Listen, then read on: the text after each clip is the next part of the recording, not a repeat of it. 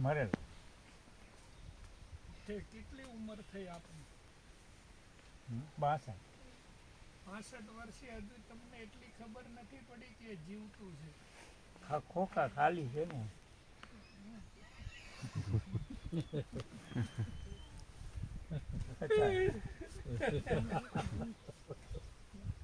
ટોપરું પાણી છે ને.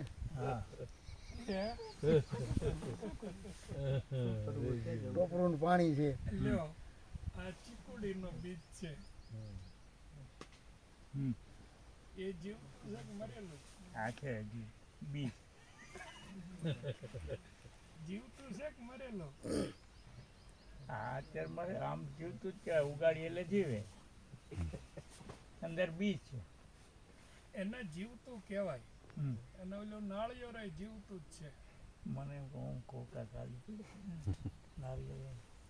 નારિયેલ છે અંદર, એ જીવતું છે. એની અંદર હિરણ્ય નામનો ગર્ભ છે. અને હિરણ્ય નામનો જે ગર્ભ છે એની મય એ અંકુર ફૂટેલો છે. પણ એને એ નોલેજ છે કે અત્યારે બારે નીકળાય નહીં, નહીતર બહારની ગરમી છે એને મારી નાખે. અને એને બારે નીકળે તો પાણી જોઈએ પીવા માટે. એટલે બારે પાણી છે નહીં, બારે ગરમી છે અને પાણી બી નથી.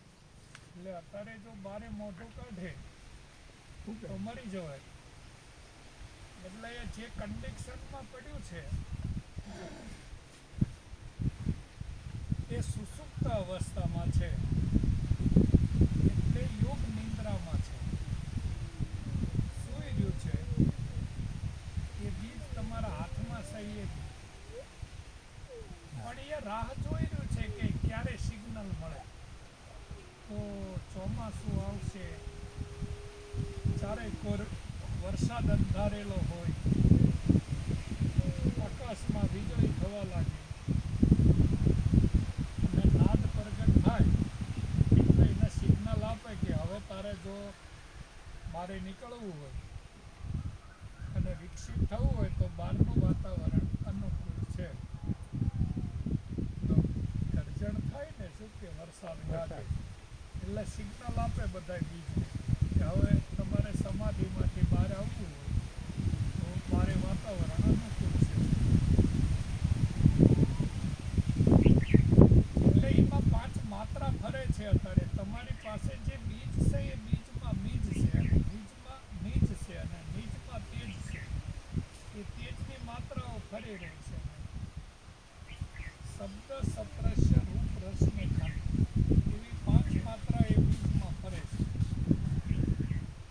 અને 12 મોટા ભૂતો છે એ અંદર અને બહાર વચ્ચે એ ખલકું છે. તમે જે જોઈ રહ્યા છો એ ભીતર અંકુર હતો એ સત્વ ગુણ છે. જે પાણી ભરાયેલું છે એ રજો ગુણ છે, અને ઉપરનું જે ખલકું છે એ તમો ગુણ છે. 3 ગુણથી અત્યારે મિશ્રિત છે, એ તૂટેલું છે. પછી આકાશમાં અવાજ થાય એટલે અંદરની પહેલી માત્રા ચાલુ થાય શબ્દ, પછી સપ્રશ્ય, પછી રૂપ, રસ અને ગંધ. 5 માત્રા સક્રિય થઈ જાય એટલે બીજને ડર લાગે કે હું મટી જઈશ તો, હું ફાટી જઈશ તો, હું ફીટી જઈશ તો, નષ્ટ થઈ જઈશ તો. પણ જો એ બીજનો બોધ થઈ ગયેલો હોય તો એ બધું સ્વીકારી લે, ફાટી જવાનું, ફીટી જવાનું, મટી જવાનું બધું. અને જો એનો બોધ ના થયેલો હોય તો એ પ્રકૃતિ સાથે સંઘર્ષ કરે કે મારે ફાટી નથી જવું, ફીટી નથી જવું, મટી નથી જવું. તો પ્રકૃતિ બળાત્કારથી એ બધું કરી નાખે. કારણ કે પ્રકૃતિનો નિયમ છે પરાવર્તન.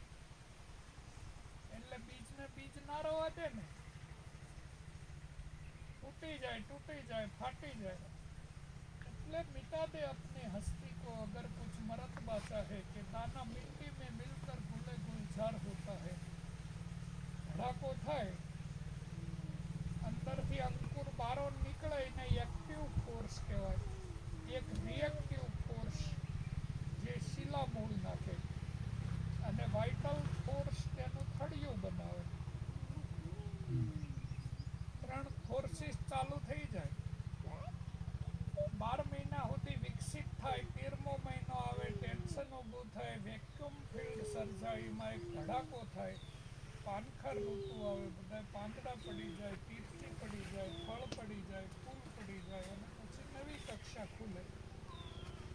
તો 1008 કક્ષા ખુલે એટલે એને પૂર્ણ કહેવાય. અને 1008 કક્ષા એક બિંદુમાં આવી જાય એટલે એને શૂન્ય કહેવાય.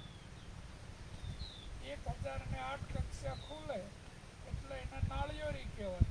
અને 1008 કક્ષા એક બિંદુમાં આવે એ નાળિયેર કહેવાય. એટલે અહીંયા નાળિયેરી એક વખત નાળિયેર બનાવે છે, અને નાળિયેર પાછું એક વાર નાળિયેરી બનાવે છે, એક વાર નાળિયેરી નાળિયેર બનાવે છે, અને એક વાર નાળિયેરી નાળિયેર બનાવે છે. કે આમાં જન્મ અને મૃત્યુ ક્યાં આવે? આમાં તમને કે જન્મ અને મૃત્યુ દેખાય છે? ખાલી સંગઠન અને વિખંડન છે. એટલે બીજ સમાયો વૃક્ષમાં, અને વૃક્ષ બીજ કે માય, ફલ ફૂલ અને પાંખડી જ્ઞાની અટક્યા